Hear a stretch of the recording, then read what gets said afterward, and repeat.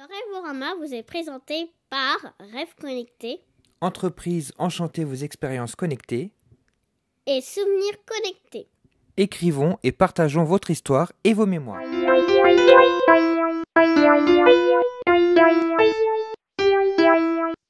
Bonjour et bienvenue dans ce nouvel épisode du Rêvorama consacré à la nouvelle attraction Sébastien Loeb Racing Experience au Futuroscope et au film sur Thomas Pesquet. Nous allons montrer tout ça maintenant. Alors comme vous le savez, le Futuroscope c'est un parc qu'on aime beaucoup, qui a atteint et s'est mérité 2 millions de visiteurs en 2017. Et c'est mérité parce que le parc s'est beaucoup renouvelé ces derniers temps avec de nouvelles attractions très sympas. Comme la machine à voyager dans le temps, l'extraordinaire voyage, Arthur et les Minimoys, l'aventure 4D et la Vienne dynamique. Indémodable. Et donc nous y étions cette fois pour découvrir plusieurs choses. La nouvelle attraction, donc Sébastien Loeb Racing Experience. Expérience, pardon. Mais aussi on va vous parler du spectacle Illusio, donc nouveau spectacle de magie. Le film avec Thomas Pesquet au Kinémax. Qui s'appelle Dans les yeux de Thomas Pesquet. Donc là vous avez vu Dominique Hummel, donc qu'on salue, qui a été l'acteur de ce renouveau, le président du Futuroscope, et qui quitte en tout cas la présidence du Futuroscope là ces jours-ci. Donc vraiment il a été l'acteur de ce changement. Donc cette attraction Sébastien Loeb, on avait hâte de la tester. Parce qu'on est avec des casques VR. Voilà, donc nous on vous parle souvent de nouvelles technologies, on vous parle souvent de la VR avec le Gear VR ou avec le PlayStation VR. Donc là en fait il s'agit donc d'une attraction qui a coûté 6,5 millions d'euros au Futuroscope. On peut y accéder à partir d'1,20 m, donc les filles n'ont eu aucun souci. Il y a 108 places, donc 108 casques VR, donc c'est des HTC Vive, ou Vive plutôt. Il y a un débit de 650 visiteurs par heure, et dessus vous avez donc un simulateur avec des effets sensoriels, le vent, les odeurs, des ticklers pour les branchages, et vous avez un son spatialisé.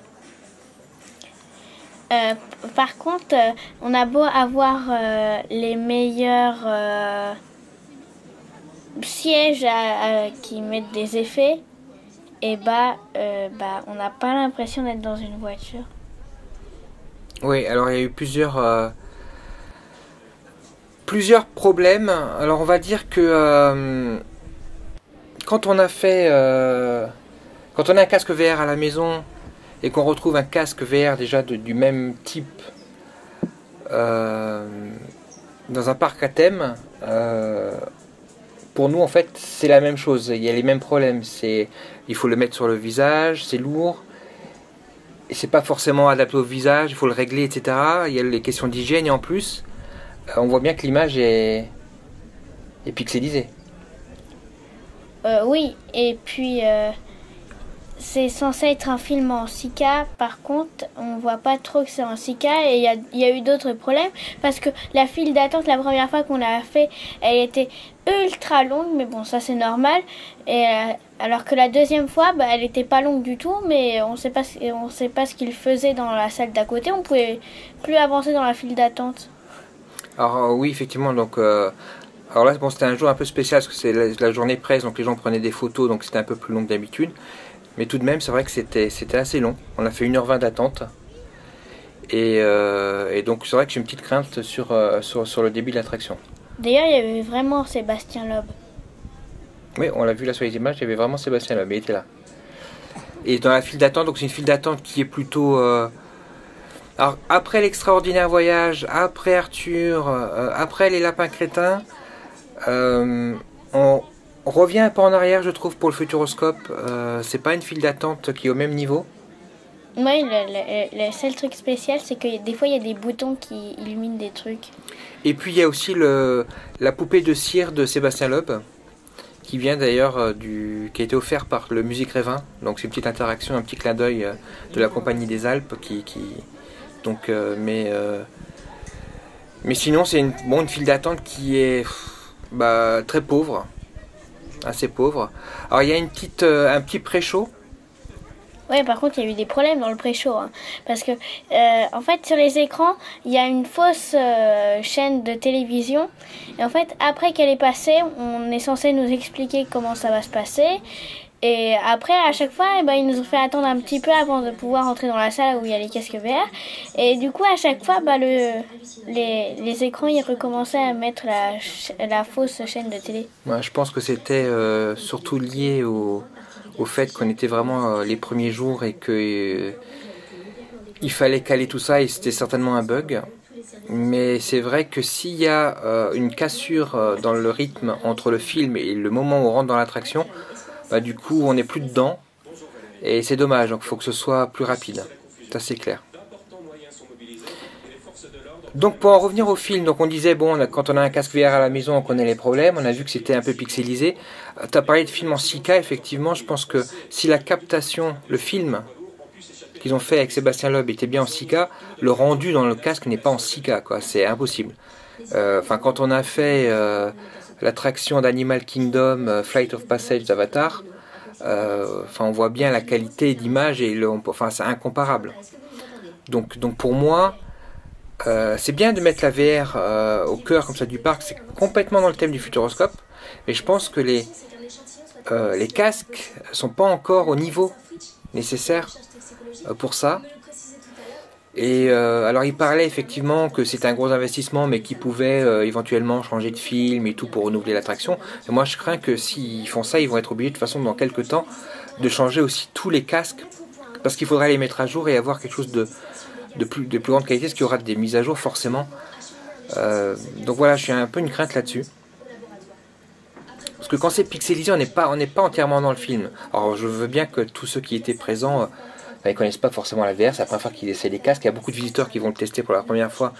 Et ça sera la première expérience de VR, donc ça va être top. Et c'est un peu le but du Futuroscope.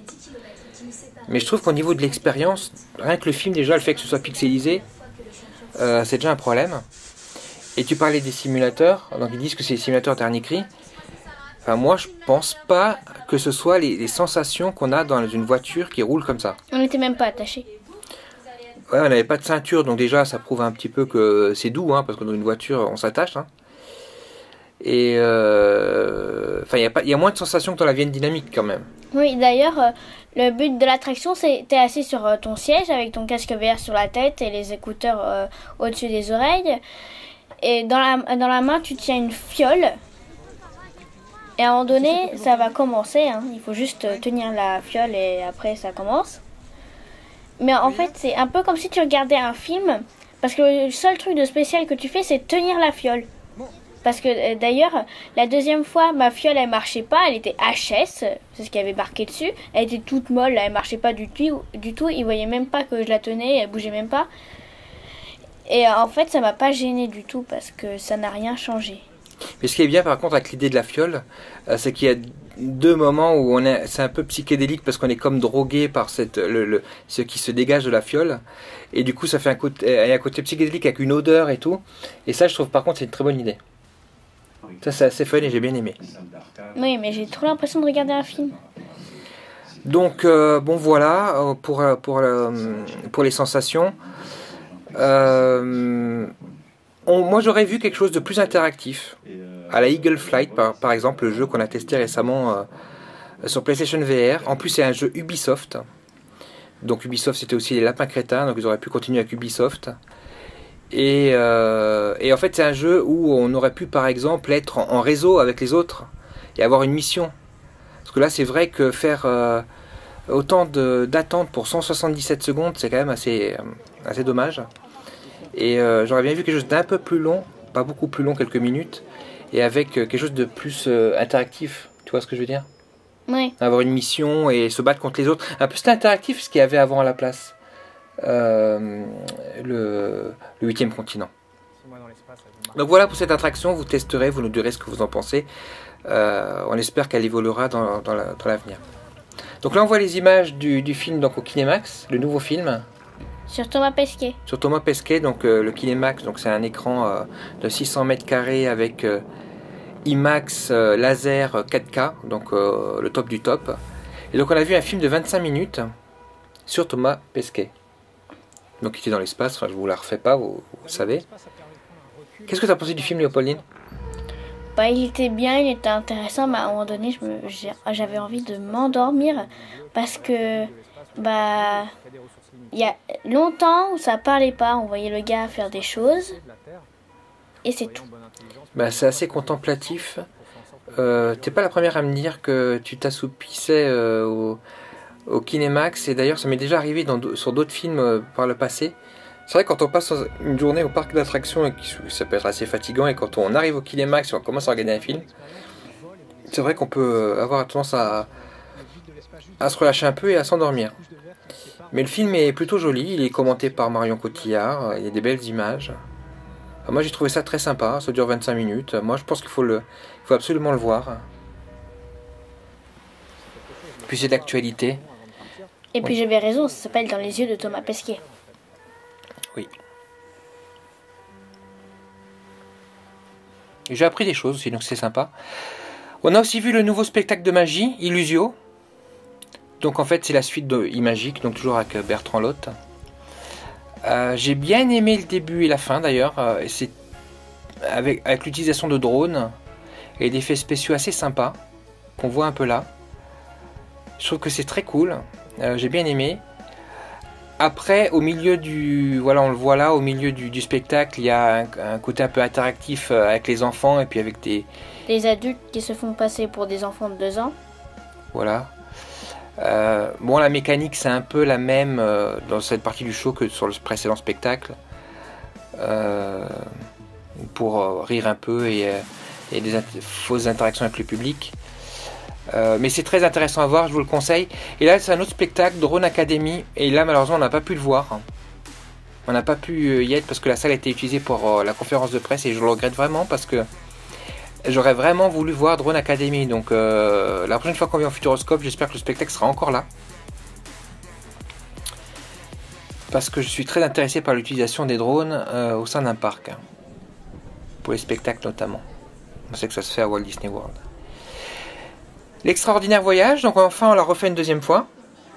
Mais la différence avec la dernière fois, c'est que la première fois qu'on est allé, on n'a fait qu'une seule fois, et c'est notre premier Flying Theater. Et maintenant on y retourne et on a fait Soarin' entre temps, à Walt Disney World. Le Voletarium. Et le Voletarium Europa Park, donc on avait une petite expérience. Et j'ai encore plus remarqué les traces des écrans, et j'ai eu encore plus envie de regarder le plafond, je sais pas pourquoi. Alors j'aime toujours le pré-show, la file d'attente. Bon, même si j'aurais aimé qu'il y ait quelques effets spéciaux à ce moment-là où qu'on ait plus l'impression de bouger, mais sinon j'aime bien le côté futuriste du Futuroscope. Et en ce qui concerne le Flying Theater en lui-même, je trouve le film que c'est le film le plus original, c'est celui du Futuroscope. C'est le plus sympa. Il y a des bonnes sensations, mais effectivement ces traits qu'on voit sur les écrans, on l'avait déjà dit lors du précédent Révorama, c'est vraiment un problème parce qu'on voit ça et donc du coup ça casse l'immersion. On voit ces traits, donc alors on passe un bon moment dans l'extraordinaire voyage, il faut absolument que vous le fassiez. J'avais envie de le refaire encore une fois d'ailleurs, mais on était un peu pris par le temps, donc je suis prêt à la faire plein de fois. J'adore le film, les sensations, mais c'est vrai que c'est dommage. J'espère qu'un jour ils pourront remédier à ce problème. Et ça, c'est mon lapin crétin avec un pyjama de licorne violet. Et il en existe aussi un rose et un bleu clair. Ouais, c'est le nouveau lapin crétin qu'ils ont partagé sur Twitter et il nous fallait absolument.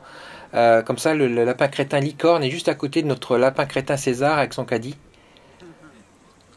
Et donc on est très content toujours de voir les lapins crétins au Futuroscope. C'est une super... en plus l'attraction est toujours aussi sympa, on adore. Donc on vous conseille de découvrir tout ça au Futuroscope. Et n'hésitez pas à nous donner votre avis sur les nouvelles attractions si vous les testez. Au revoir. À bientôt. À bientôt. Voici Léa. directrice d'une PME. Elle aimerait créer le buzz autour du lancement d'un nouveau produit. Cependant, elle ne sait pas comment s'y prendre. Là, c'est Roger. Il souhaite transmettre son histoire à ses proches.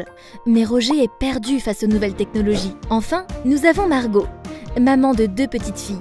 Elle souhaiterait qu'elles soient rapidement initiées à l'informatique pour les préparer au monde de demain. Grâce à Rêve Connecté, Léa, Roger, Margot et ses enfants vont pouvoir réaliser leurs projets en devenant des pros de l'expérience connectée. Cette entreprise, spécialisée dans les nouvelles technologies et le web, vous permet de vivre vos rêves connectés. À travers 3 types de prestations adaptées aux professionnels et aux particuliers, Rêve Connecté vous accompagne et vous conseille dans tous vos projets numériques. Grâce à Rêve Connecté, Souvenirs Connectés et coach numérique à domicile, créez une expérience mémorable autour de votre entreprise ou pour votre famille. Alors, n'hésitez plus.